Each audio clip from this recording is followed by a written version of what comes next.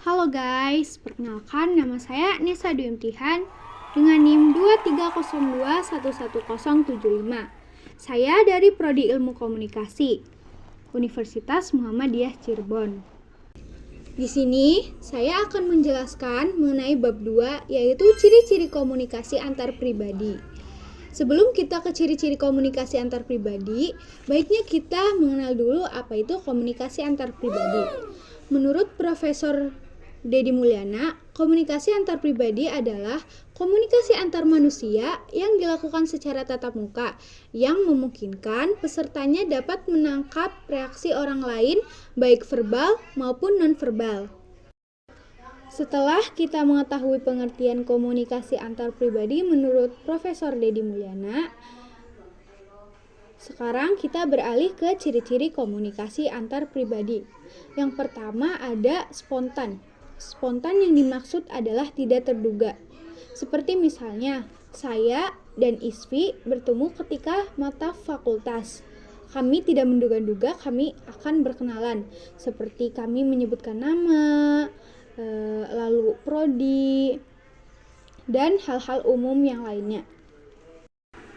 Yang kedua adalah komunikasi antar pribadi masalah penetapan tujuan, di mana tujuannya sebelumnya belum ditetapkan, berbeda dengan komunikasi antar kelompok. Misalnya, saya dan Isfi bertemu di mata fakultas, kami tidak tahu tujuan kami akan masuk kelas A, atau kelas B, atau kelas C.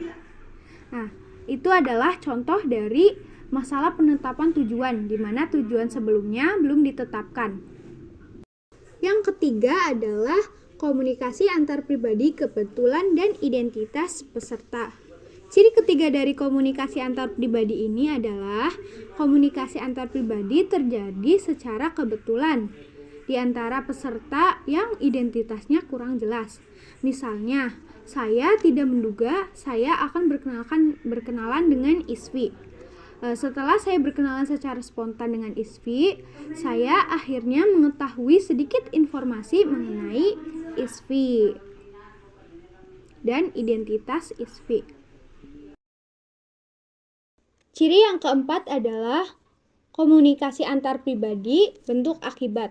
Ciri keempat ini adalah komunikasi antar pribadi mempunyai akibat yang disengaja ataupun tidak disengaja.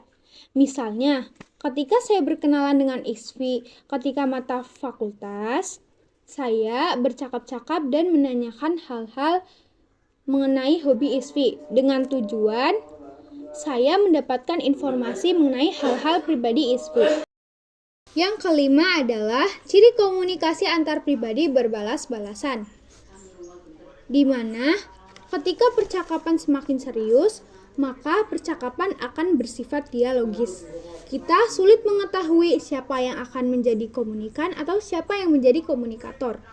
Misalnya, ketika saya berkenalan dengan Isfi, saya memulai percakapan obrolan yang semakin serius, di mana obrolan tersebut kami saling berbalas-balasan antar kalimat.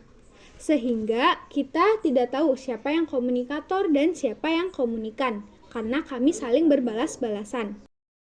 Yang keenam adalah ciri komunikasi antar pribadi, masalah jumlah orang, suasana, dan pengaruh. Komunikasi antar pribadi ciri ini adalah ketika suasana yang bebas dan terbuka tanpa ada hambatan psikologis membuat komunikan ataupun komunikator dapat mengungkapkan pendapatnya secara terbuka dan bebas. Kebebasan dan keterbukaan akan mempengaruhi pelbagai variasi pesan baik verbal maupun non-verbal. Yang ketujuh adalah komunikasi antar pribadi masalah hasil. Komunikasi antar pribadi dapat dikatakan sukses kalau komunikasi ini menghasilkan sesuatu yang diharapkan. Komunikasi antar pribadi telah sukses karena telah memperoleh hasil yang nyata. Misalnya seperti berubahnya perilaku satu sama lain yang saling menyesuaikan.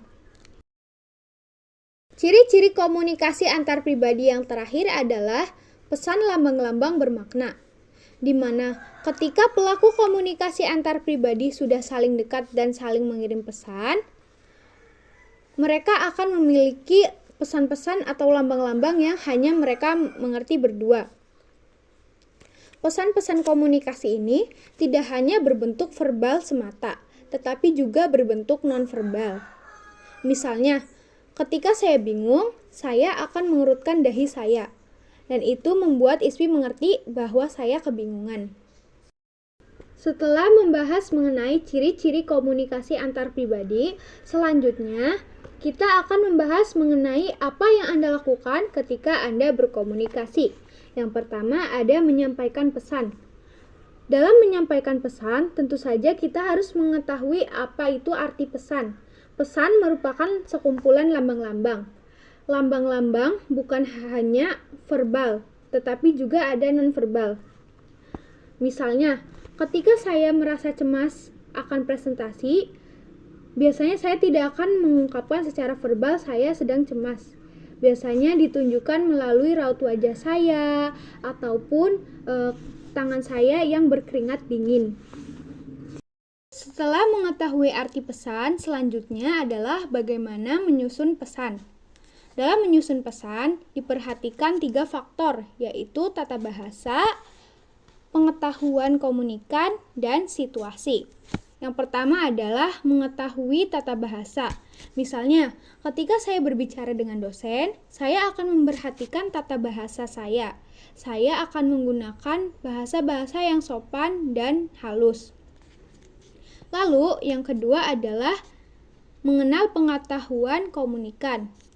Misalnya, ketika berbicara dengan dosen, saya tidak akan melakukan pesan-pesan nonverbal atau kelakuan-kelakuan yang tidak disukai oleh dosen. Lalu yang ketiga adalah mengenal situasi dan konteks. Ketika kita berbicara dengan dosen, ada baiknya sebelum jam 9 malam, karena situasinya digunakan untuk istirahat. Nah, itu adalah contoh dari mengenal situasi dan konteks. Selanjutnya adalah memberi makna dan memahami informasi. Maksudnya adalah apa yang kita maksudkan itu pula yang dimaksudkan kepada pasangan komunikasi kita.